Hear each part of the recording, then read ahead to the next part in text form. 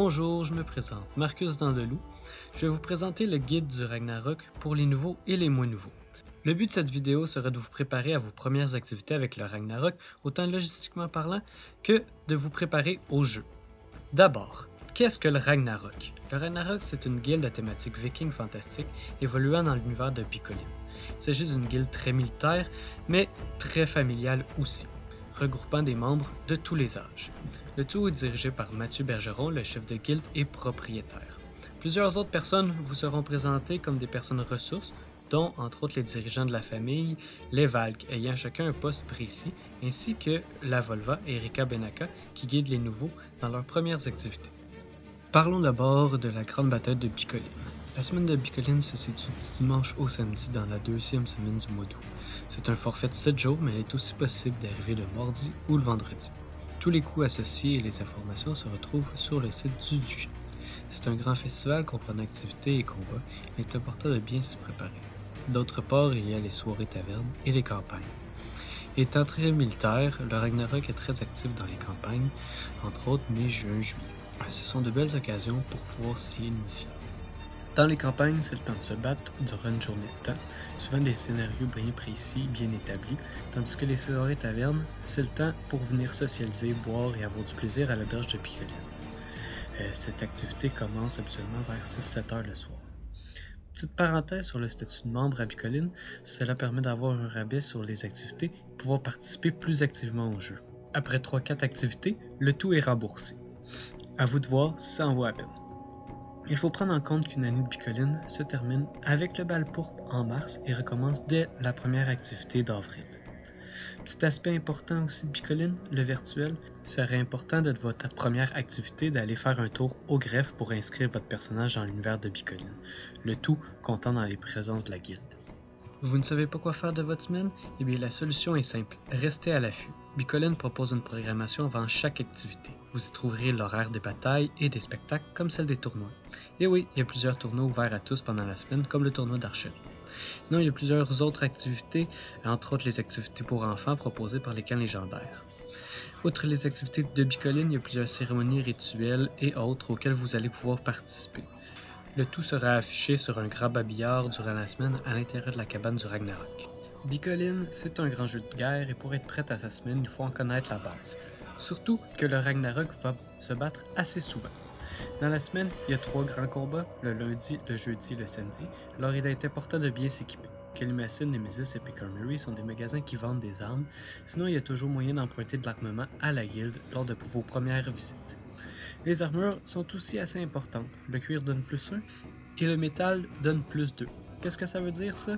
C'est qu'à Picoline, c'est un système ça touche, ça coupe. Donc, un coup sur le bras, le rein inutilisable, même chose pour la jambe. Un coup te met à genoux, tu ne peux plus avancer. Pas oublier que les doigts et les pieds, ça compte aussi. Le torse par contre, ça te tue automatiquement, tu te couches au sol. Même chose pour la tête. Par contre, on ne vise pas le visage et aucun projectile ne compte à la tête. Donc, le cuir ou le métal, ça te rajoute des points de vie. Par exemple, si tu portes du cuir ou de la cotte de maille, ça te prend 2 coups à la tête pour mourir.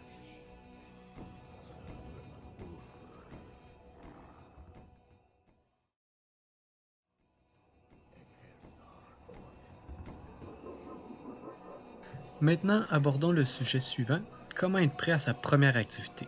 Picoline, on ne se cachera pas, ça coûte cher et ça demande beaucoup de préparation. D'abord, il faut savoir où tu vas te loger. Plusieurs opportunités s'offrent à toi. Il y a le campement non décorum, où il est possible de planter sa tente de camping. Toutefois, ce dernier est bien loin du campement du Ragnarok. Il y a aussi la possibilité de louer un lit dans le dortoir ou encore louer ou acheter une chambre dans une des bâtisses du Ragnarok. Si tu as une tente décorum, il est possible de la piquer près de ces mêmes bâtisses. Dans les 2 derniers cas, il est important de communiquer avec Jimmy Gérard. C'est lui qui gère tout ce qui touche au campement du Ragnarok et ses installations. Ensuite, l'aspect de la nourriture, c'est quelque chose à ne pas négliger. Tu peux emmener le tout dans une glacière, idéalement décorum, sinon cache-là, on ne veut pas l'avoir. Il y a aussi un petit marché qui offre certains articles comme des fruits frais ou de la glace. La guilde a un grand rond de feu et une grille pour faire chauffer le tout, mais n'oublie pas tes ustensiles et tes assiettes décorum. Sinon, tu peux aussi apporter de l'argent, manger sur place, il y a des restaurants dans la vieille ville. Sinon, il y a l'auberge qui offre un service de restauration tout près du campement. Entre autres, le Ragnarok est fier de faire affaire avec un traiteur. La formule peut changer d'année en année, mais la guilde propose à ses membres un menu varié, un prix raisonnable pour te remplir le bedon. Le tout vous sera présenté plus spécifiquement à la rencontre pré-bicoline qui a lieu environ 2 mois avant la grande bataille. L'autre chose importante, c'est de s'habiller. Le Ragnarok, c'est une guilde très roleplay, très décorum, alors on veut que tu sois beau. On a tous commencé avec du linge plus ou moins viking, mais il y a plusieurs façons d'être bien équipé. Pas obligé de porter tous les jours un costume différent, mais il faut que tu sois bien préparé aux intempéries. Certaines personnes qui peuvent t'aider, dont Gilles Régimbal qui tient une boutique médiévale, ou sinon tu peux demander à nos couturiers de te faire quelque chose un peu plus sur mesure en passant par Christina Morissette ou encore l'atelier de Ferral. Sinon, il y a les boutiques Les Artisans d'Azur et Epic Armory. C'est assez simple, c'est pas trop cher, ça fait le travail. Pour ce qui est du logo, il faudra attendre la fin de ta première année d'approbation pour pouvoir le porter, mais il est possible d'en commander à Christina Morissette ou bien de les faire soi-même. Notez bien que la fête du Ragnarok, c'est le jeudi, c'est le Thursday. On le fête en bleu. Alors vous devez avoir un de vos costumes bleus ou au minimum des accessoires de cette couleur. Outre ça, les couleurs du Ragnarok, c'est le noir et blanc. Il est assez simple de se procurer un peu n'importe quoi dans ces teintes. Sinon, les accessoires, ça rajoute toujours un plus, une ceinture, un collier, une peau. Va t'inspirer sur internet, il y a plein d'idées pour faire des vikings fantastiques. Faut pas oublier de se laver, Bicoline vend des cartes de douche, sinon tu peux aussi te laver dans la rivière avec des produits bio et un costume de bain idéalement de couleur unie et foncée. Pour ton alcool, il y a toujours moyen d'en apporter tout plein, sinon il y en vend dans l'auberge. Toutefois, nous avons nos propres brasseurs, Paul-André Brisson et Gilles Régimbal qui sont prêts à te préparer toutes sortes de bouteilles moyennant un léger montant. Petite parenthèse sur le campement, le Ragnarok possède un rond de feu, un terrain, 2 bâtisses, c'est un grand air commun, alors il est important de toujours se ramasser. La grande salle est ouverte à tous. Il est important de ne pas laisser traîner sa vaisselle ou ses effets personnels. On veut garder le campement en jeu, alors le tout doit rester décorum. Pour les armes, il y a l'armurerie, le reste c'est dans votre chambre ou dans un coffre décorum bien rangé. De plus, il y a la salle des valques qui sert principalement comme salle de réunion ou salle de jeu. N'oubliez pas que le campement c'est la responsabilité de tous et on demande un minimum de participation pour garder le tout beau, propre et viable.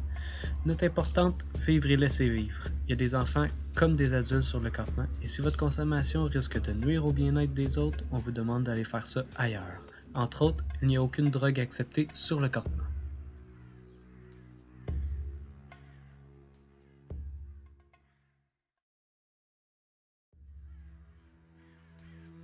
Qu'est-ce que ça implique de faire partie du Ragnarok? Eh bien, c'est assez simple. À la base, une personne qui démontre son intérêt à la guilde peut communiquer avec n'importe quel membre. Il pourra alors participer à une activité en tant que visiteur. Si cette dite personne veut rentrer dans la guilde, dans la famille, devra d'abord rencontrer Mathieu Bergeron pour une petite rencontre de formalité à savoir si ça clique tout simplement. Ensuite, le nouveau membre deviendra un Sverd. Le Sverd est soumis à une année d'approbation où il devra participer, socialiser et aider.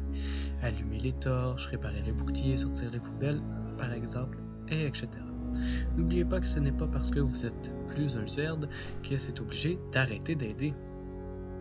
À la fin de son année, le Sverd sera soumis au vote de la famille, à savoir s'il intègre ou non la guilde. Alors, à ce moment-là, il pourra porter le logo à sa ceinture, preuve de son appartenance.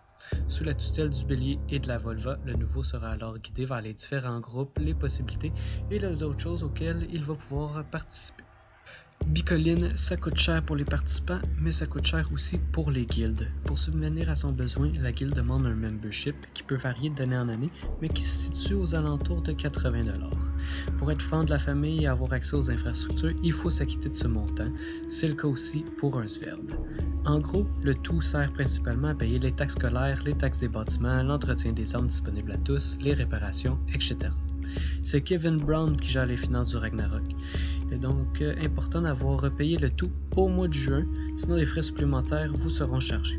Toutefois, s'il y a un empêchement, s'il y a quelque chose, il y a toujours moyen de faire des arrangements avec Mathieu Bergeron. C'est ce qui conclut le guide du nouveau. Si vous avez toute autre question, vous pouvez me les faire parvenir ou aller les poser à Erika Binica ou tout autre Valk, Mathieu Bergeron, Jimmy Girard, Jean-Sébastien Renaud.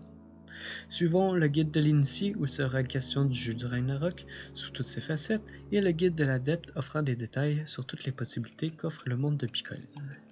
Pour terminer, je vais vous laisser sur un bref résumé de As-tu